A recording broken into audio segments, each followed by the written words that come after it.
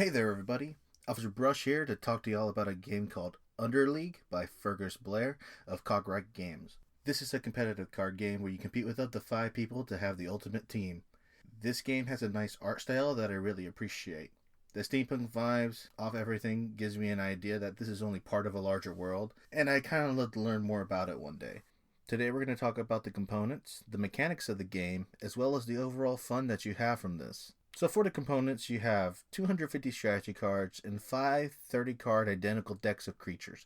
The layouts of all the cards are pretty similar, with creatures having a recognizable orb color to determine their type. The different types are spirit, creature, or a construct.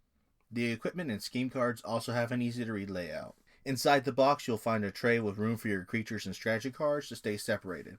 One bonus I'll give them is that the space for the cards definitely have room for sleeves.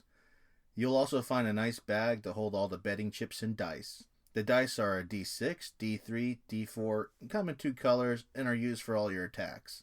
The betting chips also have a win or lose and are colored for the 5 different teams. Now, the rulebook also has a pretty good layout. It's very short and sweet. It's only got 3 phases, and we'll get to that in just a minute. So this game is played in a preseason, betting, and combat phase.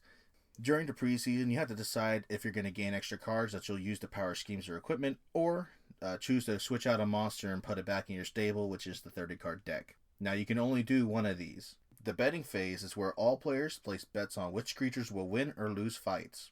Strategy already starts here, as you could choose to have your monsters lose. You can also choose to bet on other people's monsters. Now, you have to watch out a little bit because your opponents may want yours to win and will play against that move. Now, the next phase, the combat phase, is where you're going to, of course, fight all your battles. And with this, you choose which monster you're going to attack with. The defending player gets to choose if it's going to be the night or day value, which are recognized by the top left and top right corner values. That's how many dice you get to roll. And then, after that fight plays out, if your creature wins, you gain a victory card. If your creature loses, you have to exhaust it, which means that it can't fight anymore. So the combat phase can lead to some chaos as you're working against the other players. We played this a couple times to get a real feel on it, and the rounds move pretty quickly. Now, all players have to decide when the round ends, but that comes around easily when no more chips can really be won. And that's pretty much it. The game rules are that simple. So the reason why you want to win your chips back is that that's how many cards you're going to get to draw at the beginning of the new preseason. Now, this could help or hurt you depending on what you're trying to accomplish. Some victory conditions require you to have no cards in the next phase. Some require you to carry so many cards, and some monsters even require cards to be used. Now, there are a couple unique things in this game that can keep you coming back for more. This game is fully prepared to have a draft mode, a league, or even custom matches where you build your own 70-card decks to compete. Now, this opens up a new world of strategy and is definitely something to try with a few friends.